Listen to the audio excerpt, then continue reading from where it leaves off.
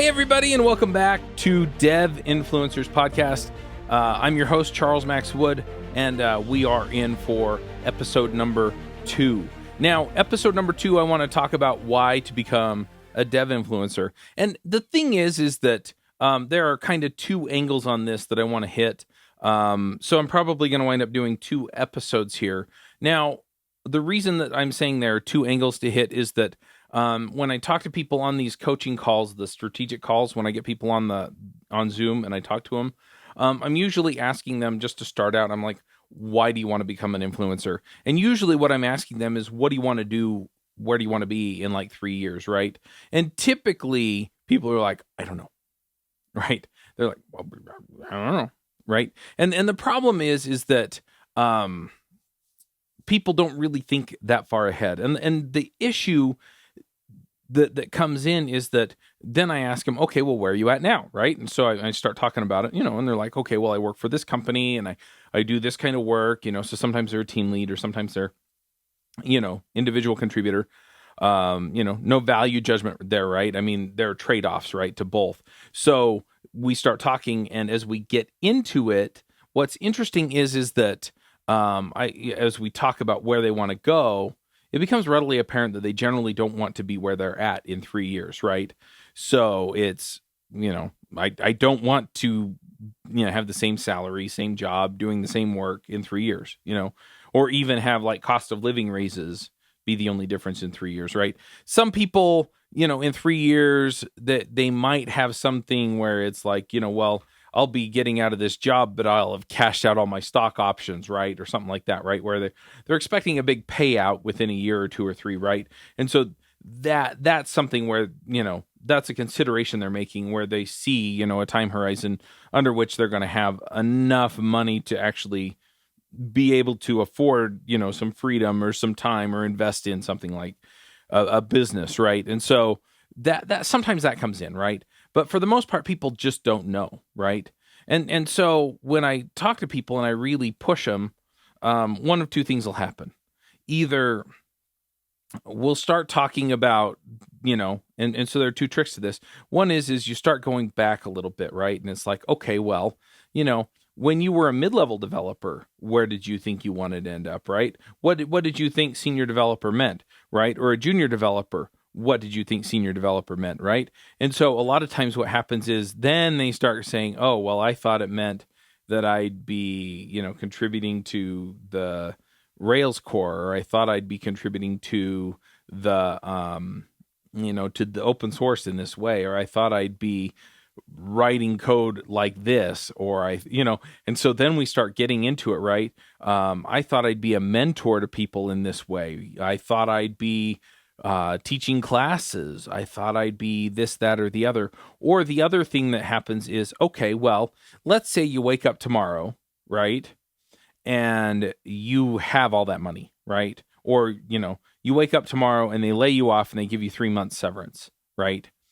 And you have the perfect opportunity come to you. What are you looking at, right? And what happens here is about half the time, people start fishing for what I want to hear them say.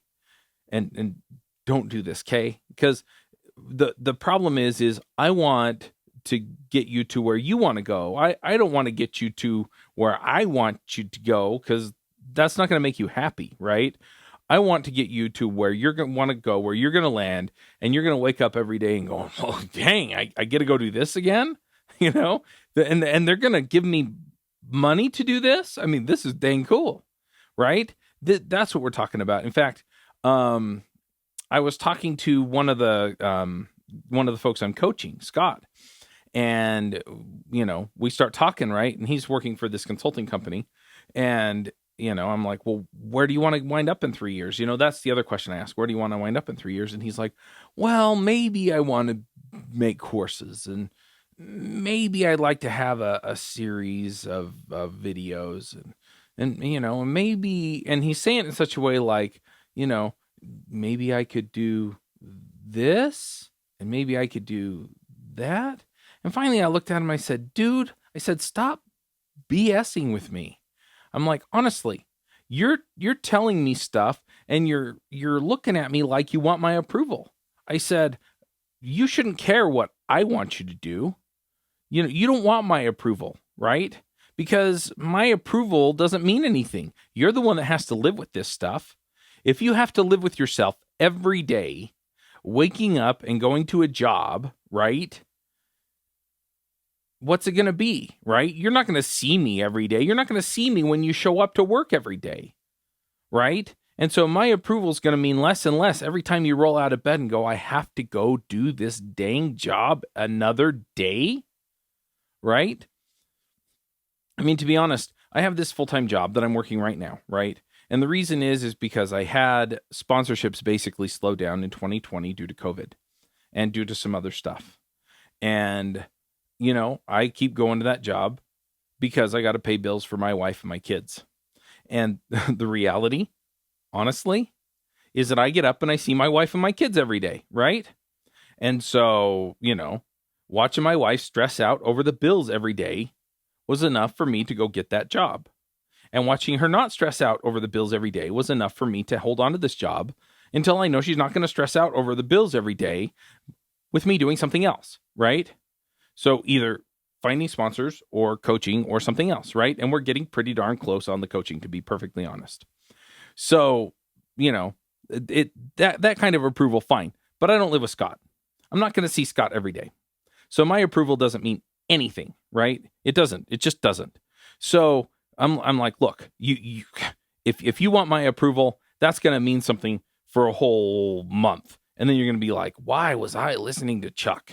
I'm like, what are you going to get up and go, man, this is cool? He goes, well, honestly, I want to help new developers find their first job, and I want to help them get through that first interview. Okay, right? I'm like, you think that'd be fulfilling? He's like, heck yeah. And he's telling me about all the people that he's already helped and how much fun it was. And, and I think he had a brother or brother-in-law or somebody that he helped out and, helped him get out of an accounting job. Ugh.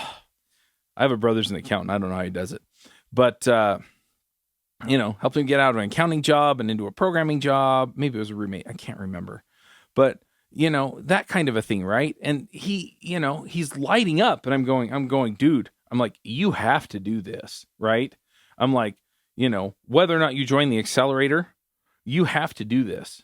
I'm like, we can get you there through the accelerator. That's a different thing, right? But at the end of the day, I'm like, you have to do this, because if you don't, you're going to be, you're going to regret not having done it. And you enjoy it so much that it's worth doing. And so, we talked through it, but that's it. That's the why. Why are you doing this? What is this going to get you to, right? Another guy, we start talking and he's like, well, I'd like to contribute to open source, because I'm asking him, you want to contribute to open source? And he's like, yeah, that'd be fun. You want to write a book? He's like, well, kind of. I was like, well, what are you looking for? And, so we start talking about some of the other opportunities. And I said, well, what if they came to you and asked you to speak at a conference? And his eyes lit up. What he wanted was recognition. I mean, to the point where they're coming to him and saying, hey, we want you, right? And that's what kicked in for him, right? Is he wants somebody coming to him and saying, you're the expert, we want you, right? And so it's like, okay, so how do you build that kind of credibility, right? How do you build that kind of notoriety, right? And so that's what we're talking about with Dev Influence. For some of these other folks, it's different stuff, right? I had two different people that I talked to in an up-and-coming technology, and I'm not going to tell you what it is because I don't want you going after it opportunistically and then going, this really isn't my thing, right? But, they start talking about it, and they're super excited to get into the space because they love working in it. And then they're also excited about it because they see the opportunity to go blaze trails. And I'm like, sweet, go blaze trails, right? And so I'm helping them figure out how to go blaze trails, and I'm introducing them to people I know in the space because I've actually talked to some of the people who blazed some of the trails that made this technology possible, right? On some of our podcasts. And so, we're working through it, and I'm teaching them how to start podcasts, and I'm showing them all of the processes for getting that stuff together. And so at the end of the day, there's going to be a terrific podcast out there on this stuff, right? Maybe two. And so that's the thing that we're talking about here, right? Is building that influence up, building the audience so that you can go out and you can create this stuff and you can get the kind of support. Another person that just joined the accelerator, just barely joined it. We're sitting down and we're talking about, just figuring out who he's going to reach. And he already knows who he's going to reach. But he wants to serve the community by actually putting out content for them, right? And it's a fairly niche community, but they do not have a content wing. Their community doesn't, right? Now, they're part of a larger community that does have, several podcasts and stuff like that. But, he wants to just dive in and put this stuff together. And then he wants to monetize, and he wants to monetize in a way that actually supports the community, right? And so, again, he's got this why out there. It's his way of serving the community in several different ways. And so what's your why? And it doesn't have to be like clear cut. And it doesn't have to be obvious, right? I mean, for the one guy, it was he just wanted to be noticed, right? He wanted to be recognized as an expert. And that may be enough, right? And then we can sit down and we can say, okay, how do we do that, right? What is the path to this? And we start figuring that out, right? And so we start putting it together. We start building the podcast. And then we start figuring out, okay, well, who do you want to be recognized by, right? Because those are the people we want to get on the podcast, right? Or we want to get people adjacent to them on the podcast, right? So that they're talking to those people. And so we start working through those systems in order to make that happen. And, and then we start growing the podcast. And again, doing those same kinds of things, right? Until eventually you can't be ignored. And that's effectively what we're doing in all of these spaces. But you have to know why in the first place, because once you have the audience, the way you approach them changes depending on what you want. And the audience that you pick is also important to your why. And so that's what we're talking about here. But you have to understand why you're doing it in the first place. So I want you to think about that, little homework, right? Think about where you want your career to go. And we're not talking, in 2 months, I'm going to have this awesome podcast that's going to bring me all this traffic. It does happen, but don't count on it, right? Unless you're already well known in the community. What you're looking for is, okay, 2 or 3 years, where do I want to go? Because we can definitely get you a decent sized audience in 6 months.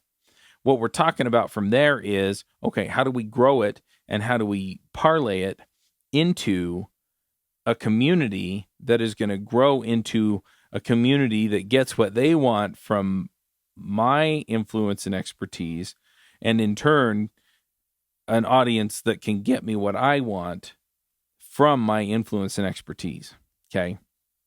So that's what we're going to build. That's what we're going to talk about. So that's what the show's about. That's what we're going to do. So think about that, right? Where do I want to go? And in what ways do I want to serve an audience or a community? And just think through it. And then we'll talk a little bit more about the why next time. Okay. And in the meantime, if you want to dive in deeper, you can go check out the accelerator. That's at devinfluencers.com/apply. You can also find out more at devinfluencers.com/podcast. And we'll talk to you next time. Max out, everybody.